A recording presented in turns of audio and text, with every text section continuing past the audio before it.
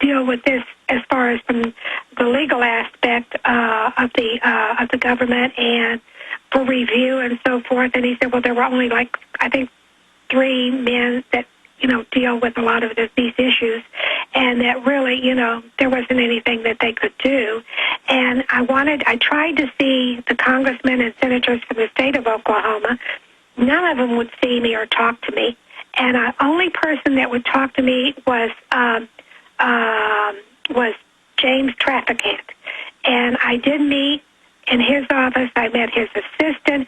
And at that time, he had requested from GSA all of their files.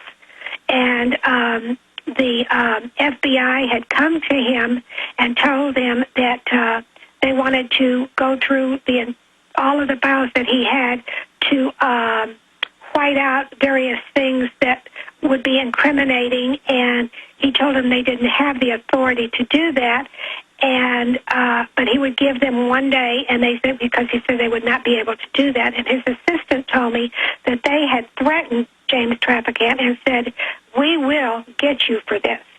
We're going to get you over there. And it's now been declassified that the current Attorney General, back at the time, was the deputy, and the memos have been released in his emails where he said, we've got to have a full court press. This is like D-Day. We've got to get down to Oklahoma City. This is on the 16th, and cover this up, or it's over for us. And we can even pull those emails up. I've read them on air. And so that clearly shows they were going into Congressman's office and saying, you shut your mouth. There's so much to talk to you about, Jane Graham. Expanding on this, what about your run-ins with Tim McVeigh in the weeks before the Alfred P. Murrah building was blown out from under you? Yes, he was there. He was there a number of times going up. As I said, he went to the 6th floor. I think he even went to the 5th floor, and certainly the 9th floor. He had gone up there, and I really thought that he was with the military units there and going in to report, or up on the 9th floor, they had ATF and other operations up there. And I thought, well, whatever he's doing, he's new, and he's just, reporting in to whatever he needed to do. And the comment I made about his not talking was the fact that everybody in that building would always be very pleasant and always friendly and, hi, how are you? Regardless if you didn't know them, they spoke. And he absolutely would just look straight ahead, totally military. And also, one of the things most people do not know is that the bomb squad had parked across in the church parking lot that morning and had their dogs out. And one of the postal workers, a friend of mine that went with me to Washington several times, she had seen them out. She was told her job was threatened. She was told, do not discuss this with anybody. And she went to the union in regards to that issue and got that was taken care of relatively quickly. But it was important because when I went up to the 7th floor, I ran into Trish Nix, who was killed in the bombing, and she said, have you seen the bomb squad? And I said, no, I haven't. And she said, well, they've been in the building. So I knew right then that there was something going on.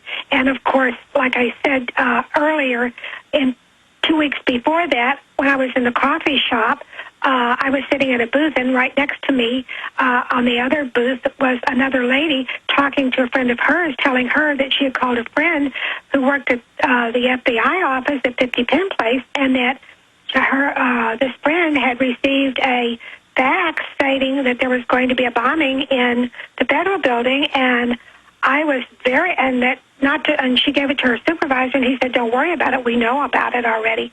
And I was concerned because at that time, daughter-in-law had been working at Valley, which is in 50 Penn Place, and I said, oh, my God, surely, when I came home, I said, surely someone is going to try and bomb 50 Penn Place. Of course, that's where FBI was. And I thought, all those people, are there. They have nothing to do with the government. And well, Jane, let me back you up on this, because some of this has come out in newspapers, but I have an employee whose dad was working in a federal building in Dallas and they got that fax the day before that a federal building was going to be blown up. And then I know someone separately who was working at a federal building at the time on the West Coast who remembers those faxes coming in. And it's even come out in the news that there were some warnings. But you've got McVeigh in the building. You've got all these guys running around. Going back from some of your earlier video testimony, and I haven't seen it in years, but am I correct in saying you didn't just see wiring? You saw gray sticks of butter? I didn't know what it was at the time.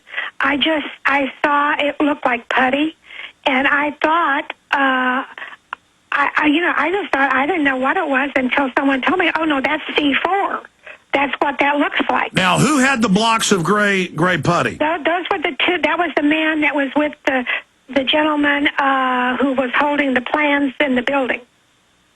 And so you're walking by these guys, and you'd never seen these maintenance crews, but they're there with wires and gray putty. No, not the two maintenance men. This is separate. These other three men were entirely different men.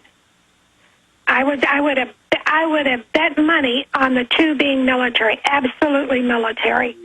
The other one, who I later identified, was at Strassmeyer, but those three were different than McVeigh. Okay, hold on. We've got a final segment. It's clear we're going to have to get you up again and really debrief you on all this. Well, here's the headline. Murrow bombing survivor says feds involved in blast that killed 168 in 1995. And it's chilling. I was talking to Jane Graham during the break, and I said, do you see the same propaganda? Clinton saying, I hope there doesn't have to be a terror attack to make the Tea Party shut up.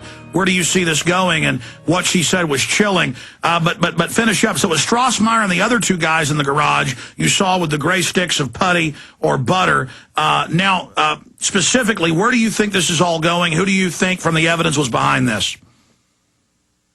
There's several things. First of all, the ATF that morning, and I think people need to understand, that morning before the bombing, there were two men dressed with ATF raid jackets on, talking to a third gentleman outside in front of the Murrow building that morning. And I then found out you don't wear those unless there's something going down where they need to be recognizable immediately. That's one.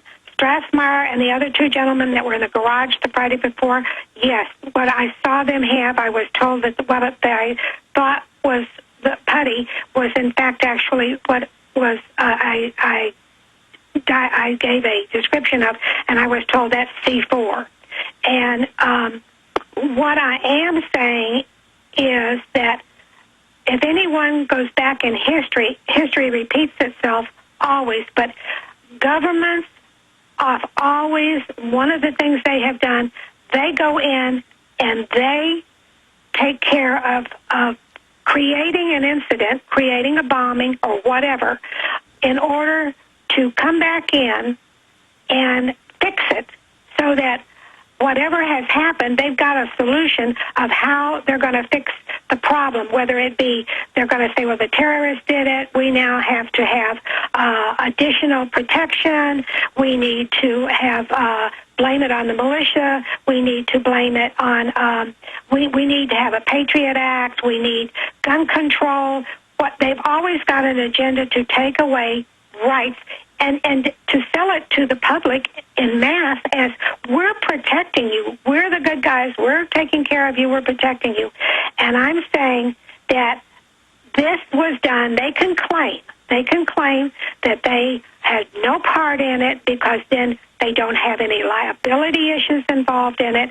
And even though they were behind it, and I imagine and feel very confident in that they did have McVeigh on their payroll. They did get Strassmeyer out of the country with his luggage, with everything. A straight shot through was told, I understand from others, he's told, do not go through his luggage. Just give him a free pass to go back to Germany. There were other people who were involved, and money that came from